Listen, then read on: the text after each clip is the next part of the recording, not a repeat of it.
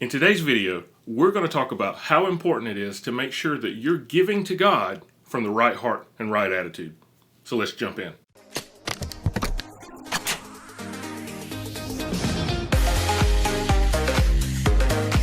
Hey guys, it's Pastor B from Forward Church. Welcome to today's video. Before we move any further, I want to ask you to do me a favor. Hit that subscribe button and make sure you hit that little bell icon so you can be notified every time we release a new video designed to help you move forward with God. Now, in today's video, we're going to help you move forward with God by talking about the proper perspective on giving. In Mark chapter 12, Jesus tells an interesting story about a widow and how much she gives to the temple treasury. Her gift was not big in scale, but it was big to her, and that's what Jesus calls her out about. Let's look at Mark chapter 12, verse 41. Here's what the Bible says. And he sat down opposite the treasury and watched the people putting money into the offering box. Many rich people put in large sums, and a poor widow came and put in 2 small copper coins, which make a penny. And he called his disciples to him and said to them, Truly I say to you, this poor widow has put in more than all those who are contributing to the offering box. For they all contributed out of their abundance, but she, out of her poverty, has put in everything she had, all she had to live on. At this section in Mark's Gospel, we see the close of Jesus' public teaching ministry. And he actually ends this public teaching ministry by talking about the gift of a widow. Now, before we go into that, there's this interesting story that I'd like to share with you. Have you ever wondered why in the Western world we wear our wedding ring on our left ring finger? Well, the reality is that's an ancient tradition that goes back thousands of years where there was a belief that there was one vein that ran from the heart down your left arm and into that finger. That vein was actually referred to as the vena amoris, the vein of love. And so when people would be married in the Western world, this wedding ring would be put there because they thought that that vein connected to their heart. You know, the more that I serve in churches and the more that I serve as a pastor, I realize that there's not a vein that's connected, scientifically at least, there's not a vein that's connected just to that finger. The veins are connected to everything. But I am realizing as a pastor that there is a vein straight from the heart to the wallet. Have you ever noticed that Jesus' words were really true when Jesus says, where your treasure is, there your heart will be? Have you ever noticed that the words of Jesus when he said you can't serve God and mammon, or aka money, that there really is a tension between serving God with my money or serving my money as my God? Well, in this particular account from Mark 12 that we read today, Jesus is actually contrasting this woman, this poor widow, and how she gives with all of those that are very rich that Mark says are putting in large sums. Now, it's important to realize also what's going on here. In the context of Mark's gospel, Mark has actually used a contrast in order to highlight this poor widow. See, in the previous section, Mark talks about the scribes who are ostentatious and who are pretentious. And he says that these scribes devour widows' houses. So these scribes are more concerned with their public perception. They're more concerned with their own royalty status. They're more concerned with the pretension of being perceived as a leader. And as a result, they're taking advantage of widows. Well, now Mark immediately follows that by talking about one poor widow.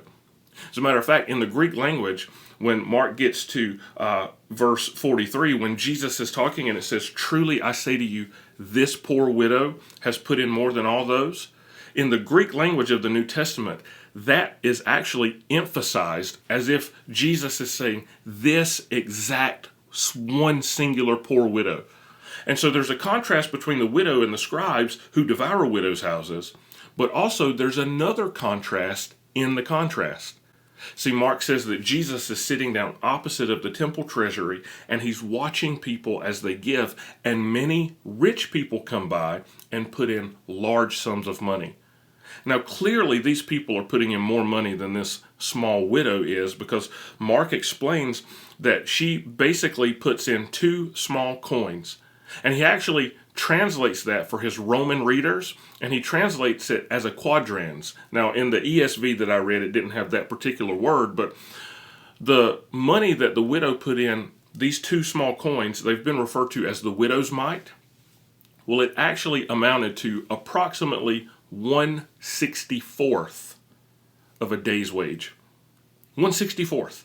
So the rich people were putting in a whole lot more than this poor widow was.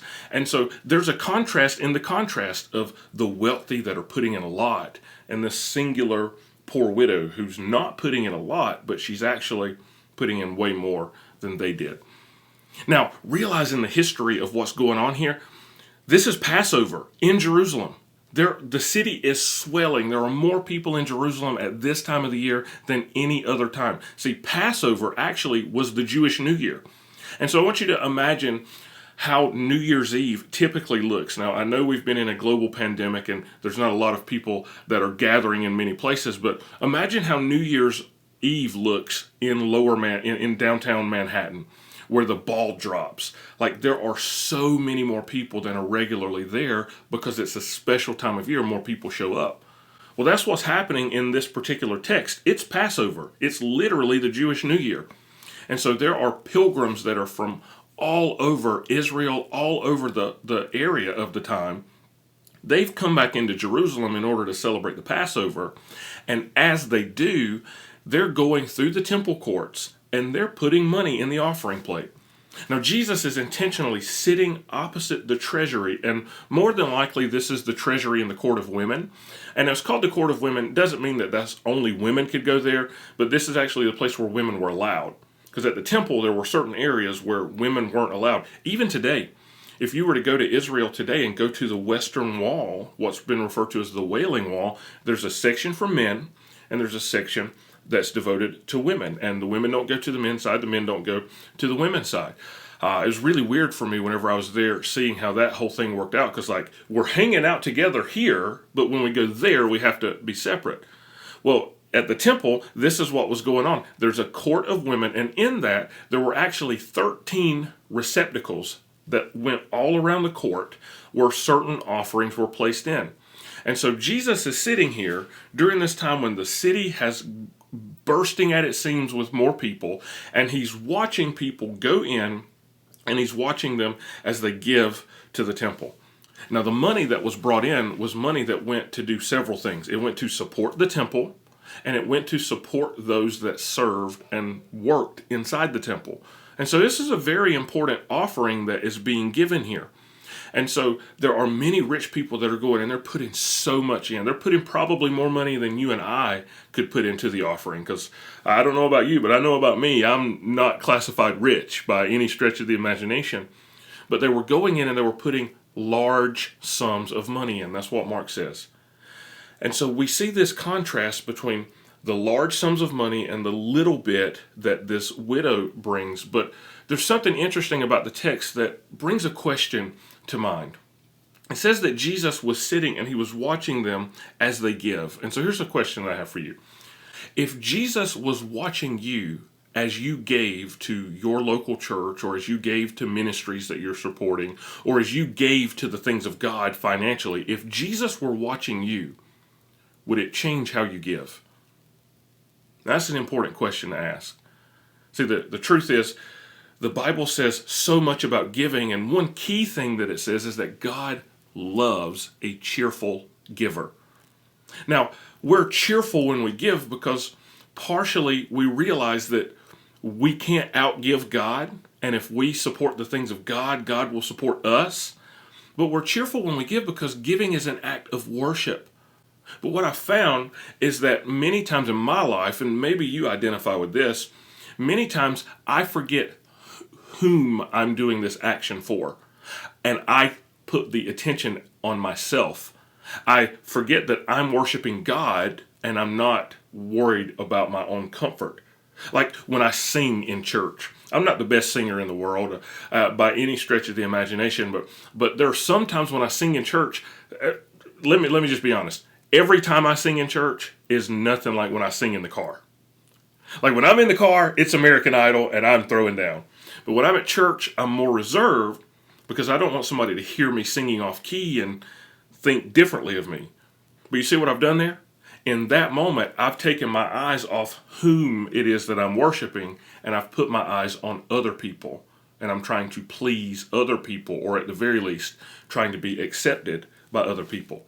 See, we do this in our worship. We do this in our spirituality all the time. We have me-centered Christianity. And so when I ask the question, if Jesus were sitting opposite of the treasury at your local church or as you give online, if Jesus were watching you give, would it change the way that you give?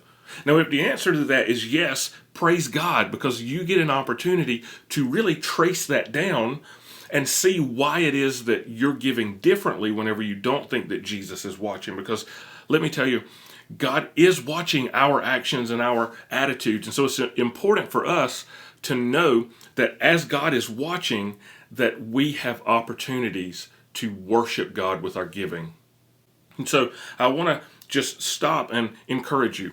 God is watching, and he's not watching with a heart of condemnation. Because, by the way, in this particular text that we're reading today, Jesus doesn't condemn those that are giving, that are rich, but what he does is he points his attention to the one who is giving all that she has. Let's read a little further. Verse 41 says, "As he sat down opposite the treasury and watched the people putting money into the offering box, many rich people put in large sums." I want to talk about the large sums for a second. These people were wealthy. They're identified as rich. And what's happening is they're showing up to the temple to give, and they're putting in a lot of money. Now, Jesus explains the difference as we go a little further. Look with me at verse 42. "And a poor widow came and put in 2 small copper coins, which make a penny." So there's the contrast between the rich people putting in a lot and this poor widow who's putting in 2 small copper coins.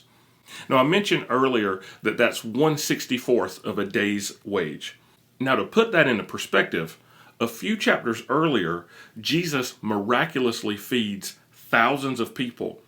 But before he feeds them, one of his disciples comes to him and says it would take 200 denarii worth of food to feed these people. Now, a denarius was 1 day's wage. So essentially, what that disciple was saying is it would take 200 days worth of work, 2/3 of a year, in order to feed this large crowd. Now, this widow puts in 2 small copper coins that are 1/64th of 1 denarius. Yet, in order to feed this crowd, it was going to take 200 of those. So, to do a little bit of math here for those of you that are math learners, think of it this way. This woman, in order to feed the crowd that Jesus miraculously fed, this woman would have to give this exact same offering every day for approximately 33 years.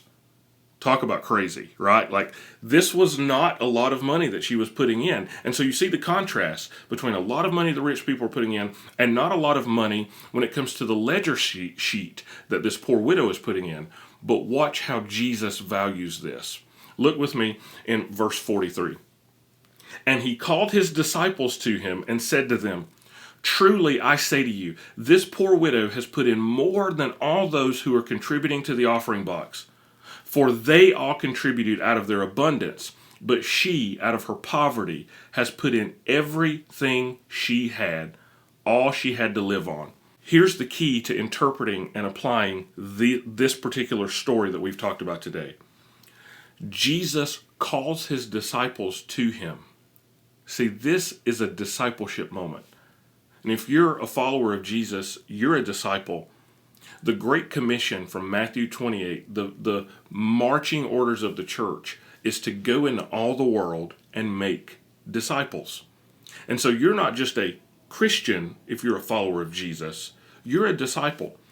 And so disciples do what the Lord taught them to do. And so Jesus calls his disciples to him, and he uses this as a teaching opportunity. And this is what he says to them. He says, this widow has given more than all the others. Many people, many Bible scholars that deal with the ancient language, with the Greek here, actually think that Jesus is saying that this one poor widow has given more than all the others combined. Talk about value. There's no way that her 2 small coins that equal 1/64th of a day's wage, like imagine what you get paid for working one day. Now imagine dividing that by 64. That, no matter how much money you make, that's not a lot of money. Yet Jesus is saying that she gave more than all these other people. The question is why? And he explains, they all gave from what they could afford, but she gave everything. In other words, they had leftover money, and they gave God the leftovers because it wasn't really an issue to them. But she refused to give God the leftovers. She gave sacrificially everything that she was and everything that she had. And so if you're taking notes today, or if you're like, man, why is this guy talking to me? Here's the one thing that I want you to walk away from this video with. It's this. Give God your bestovers, not your leftovers. That's it. That's what Jesus is trying to point out to his disciples about this widow as she gave. Everybody else gave God their leftovers. They gave God what they could afford to give him. They were rich and they were putting in a lot of money, but it didn't hurt them sacrificially. Yet this widow gave everything that she had. As a matter of fact, Jesus said she gave all she had to live on. There's a good possibility that this woman wouldn't be able to eat that day because she gave all that she had. So I want to ask you another question. When it comes to giving, are you giving God your bestovers, or are you giving God your leftovers? Now, let's be honest. Let's be real for a second. We all that's like a pendulum that swings. Like sometimes we give God our bestovers, sometimes we give God our leftovers. There have been times in my past where I haven't given God nearly what my heart would want to give him, or nearly enough like this woman here. There have been times where I haven't given God everything sacrificially. Or there have been times when I have given sacrificially to God. And so when I ask that question, are you giving God your bestovers or your leftovers? I'm not asking it from a heart or spirit of condemnation. I'm asking it from a place of growth. Our desire as a ministry is to help you move forward with God. And part of moving forward with God is developing the habit of sacrificial and radical generosity. As a follower of Jesus, we're called to walk in his example. Guys, the ultimate example of sacrificial giving is the example that Jesus himself gave by giving of his very life for us. Many people see in this particular passage a foreshadowing of the gospel of the cross. That as this woman didn't hold anything back but gave everything to God, Jesus didn't hold anything back but gave everything on our behalf. And so, for those of us that are followers of Jesus, we've been called to radical, sacrificial generosity. We've been called to give God our bestovers and not our leftovers. Now, practically, this works out in its application in many different ways. Like, one of the ways this works out is in supporting your local church, in your giving, in your financial offering. Realizing that there is a vein that's connected from your heart to your wallet, and that vein needs to be severed and connected to the heart of God. See, you can support your local church. The local church is a viable place for you to give God your bestovers. And so I want to encourage you, if Forward Church is your local church, start developing the habit of sacrificial giving. And maybe you're watching this video and Forward Church isn't your local church. Hey, that's fine. Please give to your local church. But there's also another way that you can cultivate this habit of radical generosity. You can give to other ministries that are making a difference. There are several ministries in our own town that we regularly give to because they're making a difference. This is our way of giving God our bestovers. Another way you can give God your bestovers and not your leftovers is by sponsoring a child. There are multiple organizations where you can sponsor a child for a certain amount of money a month. And these things don't typically break the bank, but they're opportunities to help turn your money into ministry that's on God's mission. And so my question to you with, are you giving God your best overs and not your leftovers, is not a place of condemnation, but rather a place of challenge. See, Jesus calls his disciples and he says to them, she did the thing that will be remembered. I want to tell you, when you give sacrificially, when you, like this widow, put in all you have to live on, you're doing something that has an eternal impact. The natural kickback to that is, well, Brian, I can't afford to give. Let me tell you, you can't afford not to give. Because here's the thing, God blesses givers. There's a principle of sowing and reaping. And your giving is not just giving aimlessly, but rather it's giving intentionally, because you're sowing and trusting God that you will reap the benefits later. And so I want to challenge you as we end this video to give God your best overs and not your leftovers. Stop making excuses. Start making a game plan for you to give. See, I believe that there are at least two types of people that have watched this video.